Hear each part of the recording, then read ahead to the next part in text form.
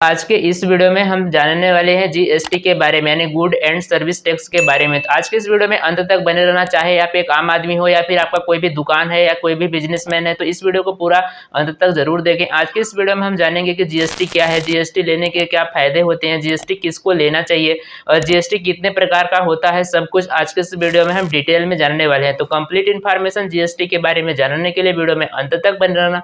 Video बहुत ही interesting होने वाली है दोस्तों। अगर वीडियो पसंद आए तो वीडियो को लाइक एंड चैनल को सब्सक्राइब कर देना। तो चलिए वीडियो शुरू करते हैं।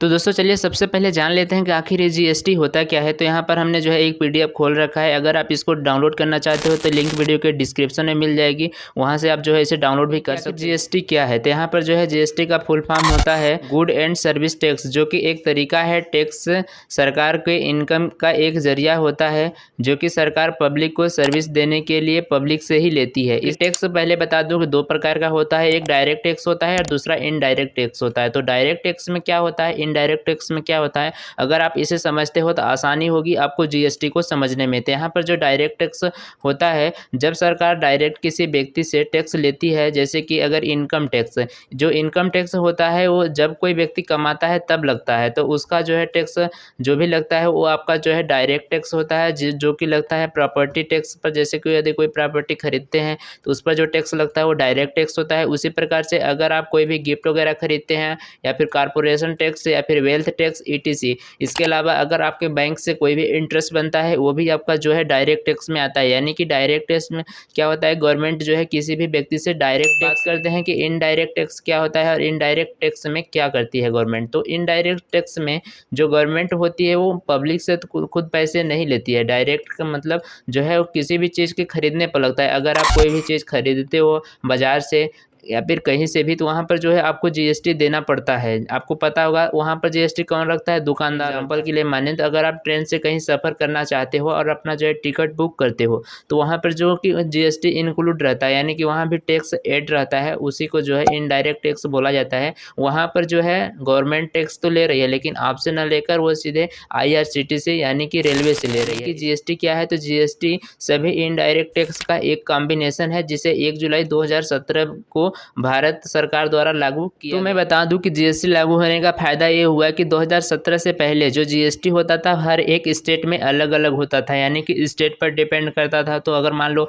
मध्य प्रदेश में जीएसटी अगर 15% है और किसी भी राज्य में जो जीएसटी है वो 16% है, किसी राज्य में 13% थी। तो यहाँ पर होता यह था कि जो बिजनेसमैन अगर कोई भी अपना इंडस्ट्री खोलना चाहते थे कि जिन स्टेट में टैक्स कम लगता था वहाँ पर जो है अपनी इंडस्ट्री या फिर बिजनेसमैन अपना इंडस्ट्री खोलते थे और वहाँ इन्वेस्ट करते थे, क्योंकि वहाँ पर टैक्स कम देना पड़ता था। तो इससे ये होता था कि सभी स्टेट का जो है ग्रोथ एक समान रूप से नहीं हो पा रहा था। तो गवर्नमेंट को लगा कि टैक्स समान कर देना चाहिए, जिससे जो यहाँ पर बिजनेसमैन होंगे वो अपना इंडस्ट्री किसी एक स्टेट में न डालकर किसी भी हर राज्य में डालेंगे, जिससे कि जीडीपी में ग्रोथ होगा। तो इसीलिए टैक्स को जो है समान कर दिया। अब यहाँ पर हम बात करते हैं कि आखिर टैक्स किसे देना पड़ता है, यानी कि टैक्स कौन देता है। तो यहाँ पर मैं बता दूँ कि हर लोगों को टैक्स जीएसटी नहीं देना पड़ता है। तो जीएसटी लगता है अगर आपकी दुकान है या गुड एंड सर्विस प्रोवाइड करते हैं और उसकी अगर टर्नओवर एक साल में अगर 20 लाख रुपए से ज़्यादा का करते हैं, तो आपको जो है यहाँ पर जीएसटी देना पड़ेगा और आपको जो है जीएसटी लेना पड़ेगा। अगर आपका कोई भी शॉप है,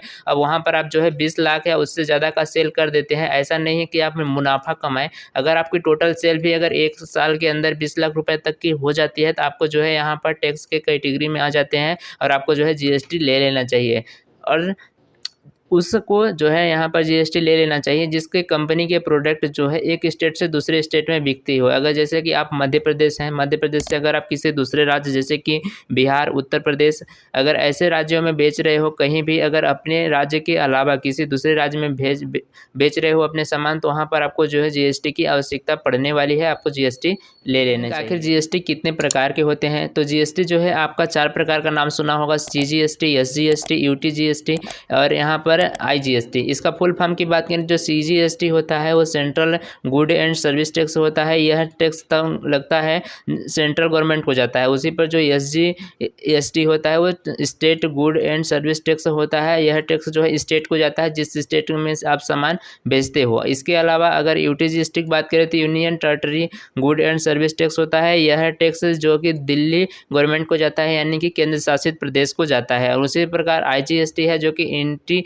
grated good and service tax होता है, यह टैक्स 2 राज्यों को जाता है, यानी कि बीच में। जैसे कि अगर आपने सामान मध्य प्रदेश में बना आप किसी और राज्य में बेच देते हो तो आपका जो है यहाँ पर IGST लगेगा, न कि यहाँ पर आपको SGST और CGST दोनों लगेगा। तो इस तरीके से यहाँ पर 4 प्रकार के। इसके बाद चलिए जान लेते हैं कि आखिर CGST और जो SGST क्या है और यह कब लगता है। तो यहाँ पर जो CGST टैक्स होता है वो सेंट्रल गवर्नमेंट को जाता है, यानी कि केंद्र सरकार को जाता है, और वहीं पर जो SGST होता है वह टैक्स स्टेट गवर्नमेंट को जाता है। तो इसे हम एग्जाम्पल से समझते हैं। आपके मन में एक सवाल आएगा, क्या 18% CGST और 18% SGST दोनों को देना पड़ता है? तो जवाब है नहीं, ऐसा नहीं होता है। एक एग्जाम्पल से समझते हैं। अगर जब किसी स्टेट में कोई सामान बनता है, ठीक, और उसी स्टेट में बिकता है, तो यहाँ पर उस पर मान लीजिए कि जो GST है 18% लग रहा है, ठीक, तो यहाँ पर जो आधा यानी कि 9% जो GST होगा वो सेंट्रल गवर्नमेंट को जाता है और 9% जो होता है वो स्टेट गवर्नमेंट को चला जाता है। तो यहाँ पर टोटल ही 18% GST लगेगा। अब यहीं पर अगर बात करें UTGST क्या होती है, तो UTGST कब लगता है? UTGST वह टैक्स होता है जो कि दिल्ली गवर्नमेंट को जाता है। यह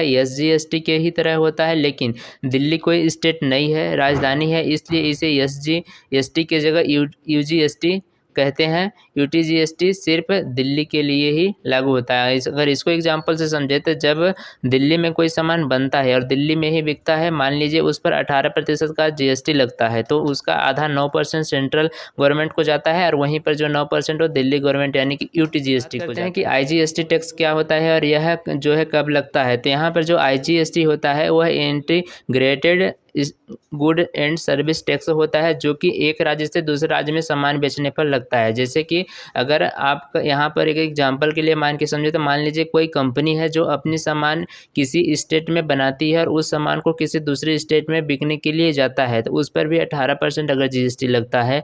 लेकिन चूंकि इसमें 2 स्टेट हैं, एक जहाँ सामान बना और एक जहाँ सामान खरीदा गया, इसलिए इसमें कौन से स्टेट को SGST दिया जाए, इसमें प्रॉब्लम है। इसलिए सेंट्रल गवर्नमेंट पूरा 18% GST खुद ले लेती है और जो 9% होता है जिस स्टेट में सामान बना है उसको दे देती है, और जहां सामान खरीदा गया है उसे भी 9% दे देती है, तो जिससे यहाँ IGST। तो आज के इस वीडियो में इतना ही। अभी इसके बारे में और कुछ जानकारी है, GST कितने % लगता है, यार GSTN क्या होता है और GSTIN क्या होता है, अगर इनके बारे में जानना है तो कमेंट बॉक्स में कमेंट कर देना। तो उम्मीद करता हूँ कि वीडियो आपको पसंद आई होगी। अगर वीडियो पसंद आई हो तो वीडियो को लाइक एंड चैनल को सब्सक्राइब कर देना ऐसे वीडियो पाने के लिए। तो मिलते हैं किसी इंटरेस्टिंग वीडियो के साथ, तब तक के लिए bye bye, Jai Hind, take care and thanks for watching guys.